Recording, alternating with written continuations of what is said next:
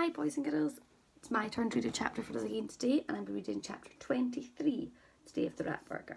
And chapter 23 is called The Pulverization Machine. At eye level, Zoe could see huge bags of rotting burgers with maggots crawling out of them. She put her hand over her mouth for fear she might scream or throw up, or both. The van hurtled through the town.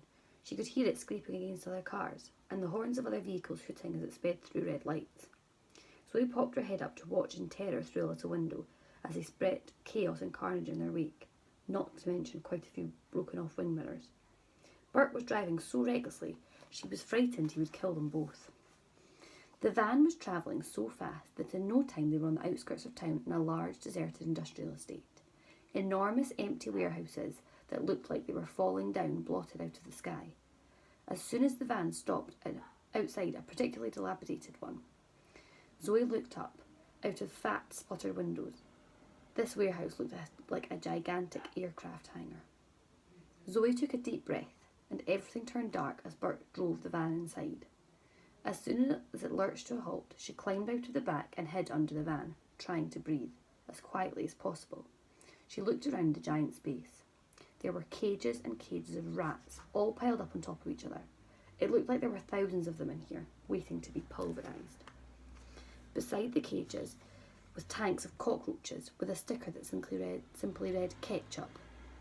I'm so glad I've never ate one of Bert's burgers, thought Zoe.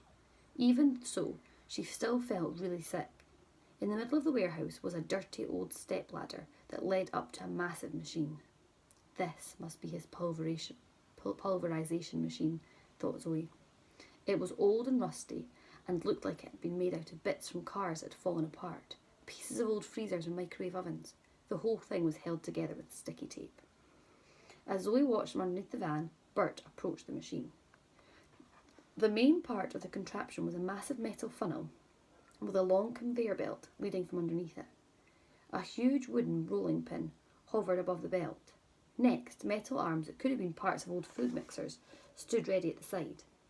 On the end of the arms were round metal tubes that looked like sawn down sections of old piping, or perhaps even parts of lorry exhausts. The noise of the squeaking rats was deafening. It was nothing compared to the sound of the machine. As soon as Bert walked over and pulled the lever on the side to turn it on, which was actually the arm from a shop window dummy, the metal grinding noise easily drowned out the squeaks.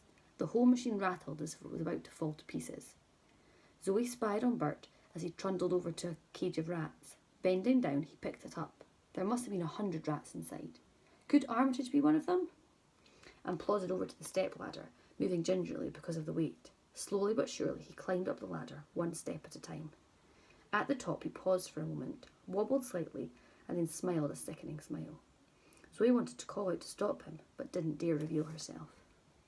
Then Bert lifted the cage above his head and tipped the rats into the machine. They tumbled through the air to their certain death.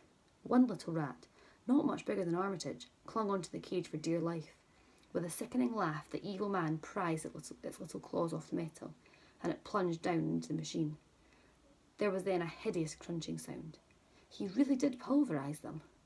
Out of the bottom of the machine poured some minced meat. The meat was then flattened by a huge wooden roller before the arms plunged down repeatedly onto the conveyor belt and chopped the meat into patties. The patties then trundled along the belt before falling into a filthy cardboard box. Now Zoe really did want to vomit. Bert's terrible secret was out. Can you guess what Bert's secret was, reader? I should hope so. There's quite a big clue in the title of this book. Yes, he was turning rats into burgers. Maybe, reader, you have even eaten one yourself without knowing it. No, screamed Zoe. The little girl couldn't help it, but disastrously she had given herself away. And that is the end of chapter 23, and you'll have to wait till Monday to see who's reading chapter 24. I'll give you a clue though. The chapter is called Child Burger.